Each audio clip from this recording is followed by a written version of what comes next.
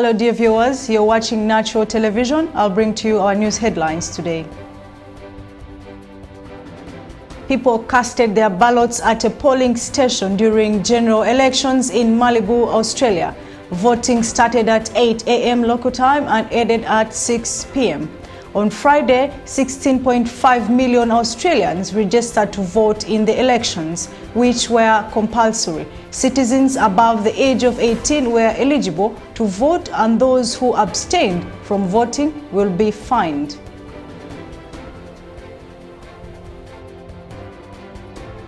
Two Turkish soldiers died during search and rescue efforts of Anadolu agency reporter who went missing after falling off a cliff in northwestern Turkey a week ago.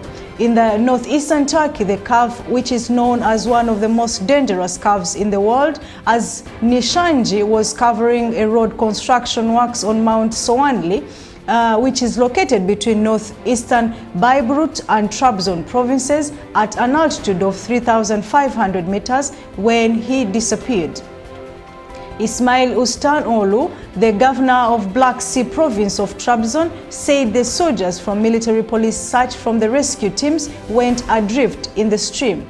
The soldiers were rescued from the water, however, they could not return to life despite the efforts, he said.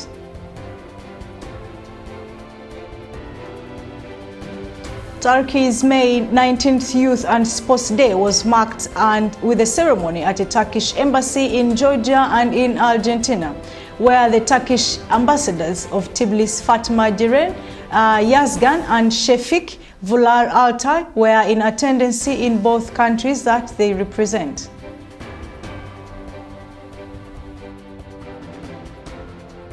More than 200,000 Palestinians performed their second Friday prayer of Islamic holy month of Ramadan at the Al-Aqsa Mosque in Ramallah, West Bank.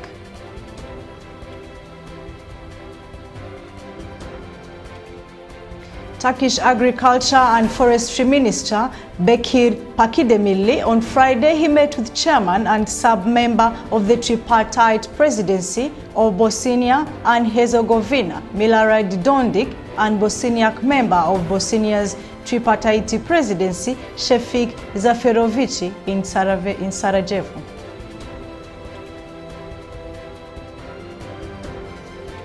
Turkey's Mediterranean resort city of Antalya is popular among British holidaymakers, the British ambassador in Ankara said. Last year, there was a 70% increase in British tourists, said Dominic Chilcote during a meeting with Antalya's mayor Muhittin Bojek. Chilcote added that Antalya, which is expected to host record-breaking 16 million tourists, offers various opportunities for the visitors. Bojek highlighted that 60% of the tourists to Turkey choose Antalya, which can host 700 people overnight on any given day. The ambassador also met Antalya Governor Munir Kalaoğlu to exchange views on tourism. Kalaoğlu said there is a 48% increase in British tourists visiting Antalya since the beginning of this year. A landslide destroyed 22 buildings in the Black Sea province of Ordu in the northern Turkey earlier. The houses destroyed were in the Aybastı district, a previous landslide site where 29 houses had been evacuated after a similar incident in February. Local military police took security precautions and prohibited entrance to the affected area. A driverless delivery truck called T-Pod was tested on a public road in Jönköping in Sweden. The driverless electric truck started deliveries on public Swedish roads. Mevlut Çavuşoğlu, the Turkish foreign minister, attended 129th session of Committee for Ministers of Council of Europe in Finland. Mr. Çavuşoğlu and other participants posed for a family photo ahead of the sessions in Helsinki, city of Finland.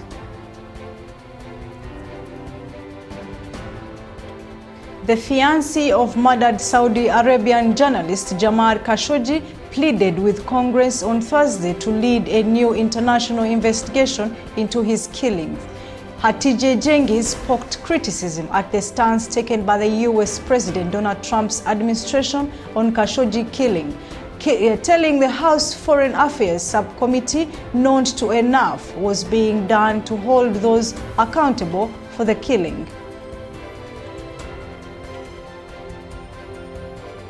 President Donald Trump unveiled on Thursday that his broad proposal to overhaul the US's immigration program, which would, if enacted, divergently shift the system towards seeking skilled labor and potential job creators. The plan, which is unlikely to gain traction in a divided Congress, had long been development within his administration, being spearheaded by the president's son-in-law Jared Kushner, and Trump's far-right senior advisor Stephanie Miller also helped lead the effort.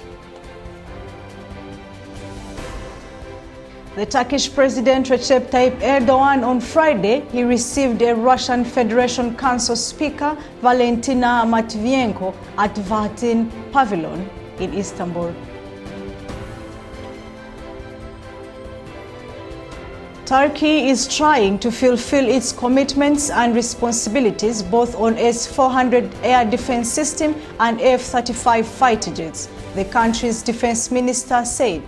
Hulusi Akar says on the issues of both S-400 and F-35, they are showing efforts to completely fulfill with whatever commitments and responsibilities without flaws. He said during his visit to an airbus in East Malatya province, where F-35 jets will be deployed.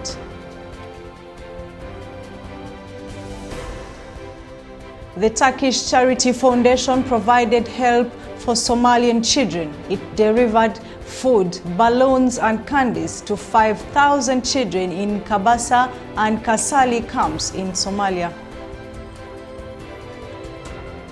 Students gathered at the yard of Sheikh Ruqayya School, which was damaged after an Israeli attack on Gaza Strip. Turkey's Culture and Tourism Minister held a Turkish Day reception Friday evening at the 72 Cannes Film Festival, one of the most prestigious events in the film business. London-based Turkish designer Zeynep Kartal presented her collection made using sustainable woven fabrics. 15 in total irregular migrants who were trying to illegally cross to Europe were held in the southwestern Mulla province over the weekend. Ukrainian comedian Volodymyr Zelensky will formally become the country's new president at a ceremony in the capital Kyiv. Mr. Zelensky, who has no previous political experience, scored a landslide victory in the last month's presidential election. He ousted incumbent Petro Poroshenko, who had been in power since 2014. Mr. Zelensky has promised to tackle corruption and bring an end to the war with Russian-backed rebels in the east. It is not clear which issues he will raise in his first speech as leader. The former television actor has said little since his resounding victory on 21st April. US President Donald Trump issued a stern warning to Iran, suggesting it will be destroyed if a conflict breaks out between the two countries. He said if Iran wants to fight, that will be the official end of Iran in a tweet on Sunday. Never threaten the United States again, Mr. Trump said. The US has deployed additional warships and planes to the Gulf in the recent days. But Mr. Trump's tweet marks a shift in tone after recent attempts to downplay the possibilities of military conflict. Only a matter of days ago, the president told aides that he did not want US pressure on Iran to turn into a conflict. And when asked by reporters last Thursday if the US was going to war, Mr. Trump answered, "I hope not." Iran has also moved to talk about concerns over the escalating tensions. On Saturday, its foreign minister insisted there was no appetite for war.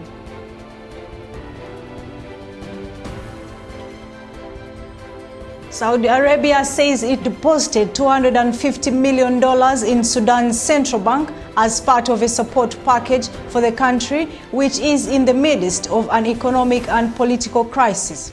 This is merely a very short-term fix to a deep crisis. People are having to get used to a long queues outside banks where withdrawals are often limited to a maximum of $40 and spending hours in the hot heat lining up for fuel. A group of 8 women in rural Malawi transformed their community's life with their solar engineering skills.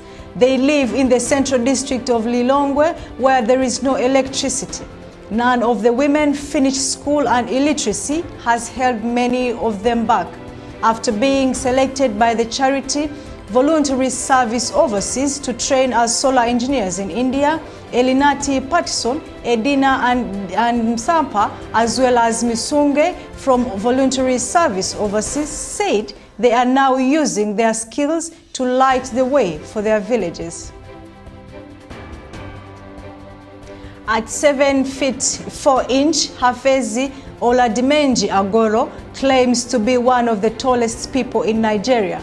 Hafezi says that although many get scared of him at first sight, they tend to end up wanting to take pictures with him. He talked about the struggles and blessings of being a giant as an advantage and a disadvantage. A Hollywood star, Arnold Schwarzenegger, has said that he will not press charges after being attacked at an event in South Africa.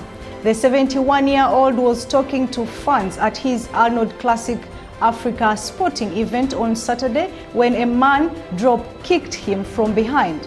The attacker was restrained following the incident in Johannesburg. However, yesterday, Schwarzenegger said he would not be taking the case further. And he said, "I'm moving on." In a Twitter post, he said, "A lot of you have asked, but I'm not pressing charges. I hope this was a wake-up call and he gets his life on the right track. But I'm moving on, and I would rather focus on the thousands of great athletes I met at Arnold Sports Africa." Thank you for watching Natural Television News. You can send us a message on our WhatsApp number written on your screen. I am Sauda Muganga. Ramadan Karim.